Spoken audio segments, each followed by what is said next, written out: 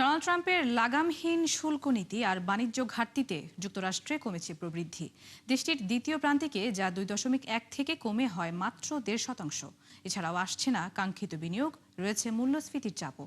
বিশ্লেষকদের মতে এমন পরিস্থিতিতে এখনই সতর্ক না হলে সামনে আরও চ্যালেঞ্জের মুখে পড়বে মার্কিন অর্থনীতি। নাদিয়া ইসলাম তুলি জানাচ্ছেন বিস্তারিত।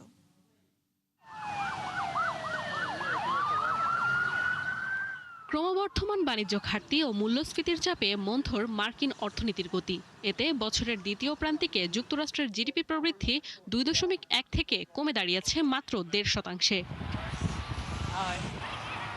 গেল মে মাসে দেশটির বাণিজ্য ঘাটতি 42% বেড়ে দাঁড়ায় $77 বিলিয়ন।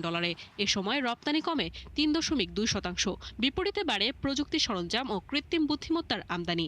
এতে সামগ্রিক আমদানি বেড়ে যায় প্রায় 3.5%। রয়েছে আকাশ ছোঁয়া জ্বালানির দাম। ইরান যুদ্ধের প্রভাবে মে মাসে গ্যালন প্রতি পেট্রোলের দাম পৌঁছায় $4.5। বিশ্লেষকরা বলছেন, বিনিয়োগে ধীরগতি ও ভোগ ব্যয় বাড়ার পাশাপাশি নিট রপ্তানি কমে যাওয়ায় বাধাগ্রস্ত হয় সামগ্রিক প্রবৃদ্ধি। তাদের মতে, যুক্তরাষ্ট্র যে হিসেবে বিনিয়োগ করছে সেই অনুপাতে বাড়েনি উৎপাদন। এতে নেতিবাচক প্রভাব পড়ছে অর্থনীতিতে। এছাড়া মূল্যস্ফীতির চাপের পাশাপাশি রয়েছে শুল্ক নীতির নেতিবাচক প্রভাবও। গেল মাসে যুক্তরাজ্য, ইইউ ও চীন সহ প্রায় 60 দেশের পণ্যে নতুন করে 10 থেকে 12.5% পর্যন্ত শুল্ক আরোপ করে ওয়াশিংটন। এতে বিশ্ব বাণিজ্যে অনিশ্চয়তার পাশাপাশি কানাডার মতো মিত্র দেশগুলো ঝুঁকছে চীন ও মধ্যপ্রাচ্যের নতুন বাজারের দিকে।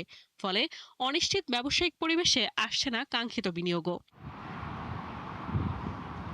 এমন পরিস্থিতিতে লাগামহীন শুল্ক নীতিতে আরও সতর্ক না হলে সামনের দিনে মার্কিন অর্থনীতি আরও বড় চ্যালেঞ্জের মুখে পড়তে পারে, এমন মত বিশ্লেষকদের। নাদিয়া ইসলাম তুলি, ৭১।